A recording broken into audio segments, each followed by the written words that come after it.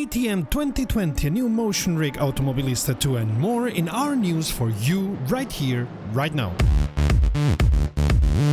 Greetings petrolheads and welcome to RomRom.net, the channel sharing the joy of sim racing, and to a regular news roundup where we tell you all that's new in the world of sim racing, racing games and anything else of interest to petrolheads in all things digital. My name is Sarta and I will be your host for this video. If you have any news for us, be it a sim racing league, a different sim racing event or any other news you think fit here, send us a mail to news@romrom.net. That's news@romrom.net. Before we start with the news, remember that if you want to be informed about new videos, click subscribe and also click on the bell and become part of the ever-growing RomRom family. Some assorted news around Automobilista 2. First of all, Razer have published a new website for it, www.game-automobilista2.com. Find a clickable link in the description of this video.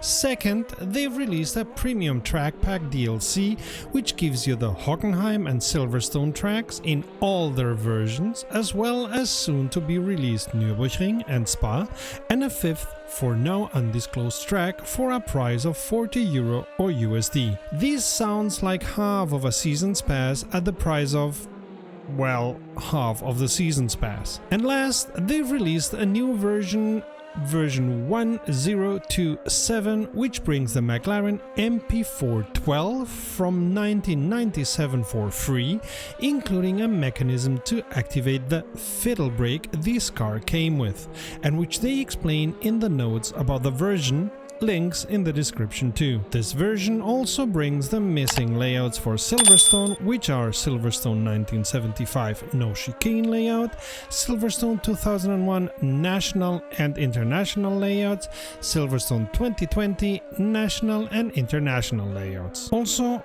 1027 brings a broadcast suite for multiplayer races, which we're eager to test sometime soon. Furthermore, this version brings many bug fixes, tweaks and improvements to the graphics, the AI, the UI and HUD, tracks and vehicles, too numerous to list here, but which you can find in the link. We told ya, Razer developers tweak and tweak and tweak until everything is where it should be.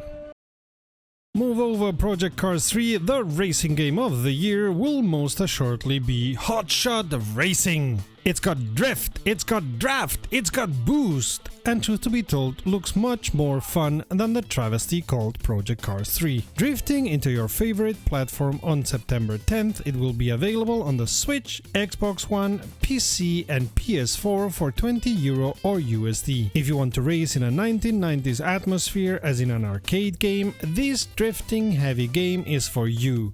And if you own a big screen, you can race against 3 more racers in split screen or else against 7 more online. Oh, and if you own an Xbox Game Pass, you will find the game there ready for you on the 10th. True to its arcadey style, you will not only be able to race on 16 different tracks, but also play in modes like Cops and Robbers or Drive or Explode. Yeah, it's an arcade, but it doesn't try to be anything else but arcadey fun.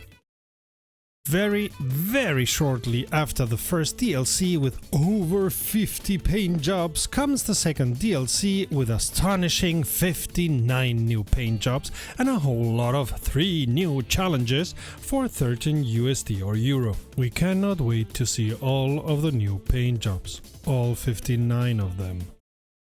Those following this channel know I'm a huge fan of the DTM, one of the most fascinating touring championships around. Raceroom Racing Experience already has DTM cars from 1995, 2013 until 2016 and are releasing the DTM 2020 cars quite soon. To make noise around it, they have started the DTM eSports Championship. You can register for it and drive on 3 tracks with the DTM 2020 cars free of cost and try to get into the leaderboard, making the best times on Lausitzring, Monza and Red Bull Ring for the next 2 weeks. The 18 best in the overall leaderboard will be invited to race in teams of 4, which will include one real-life DTM pilot who will mentor the other 3.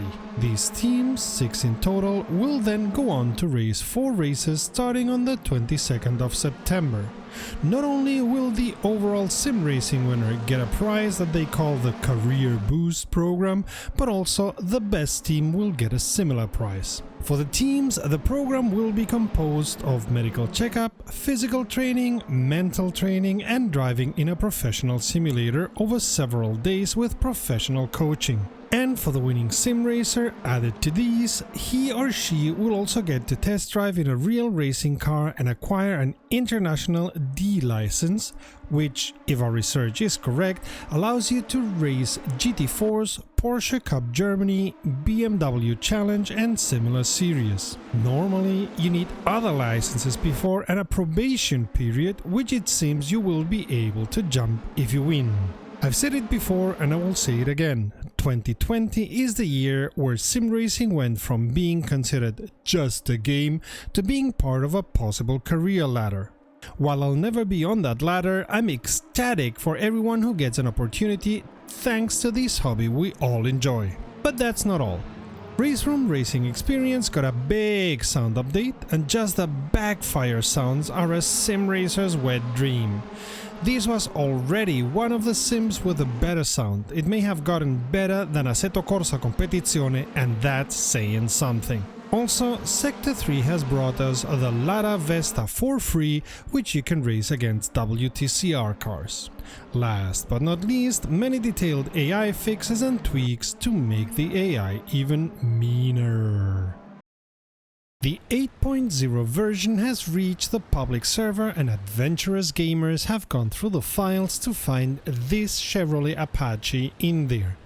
Classified as a scout, it seems it will not be found through exploration, so maybe in the shop? We will find out soon enough.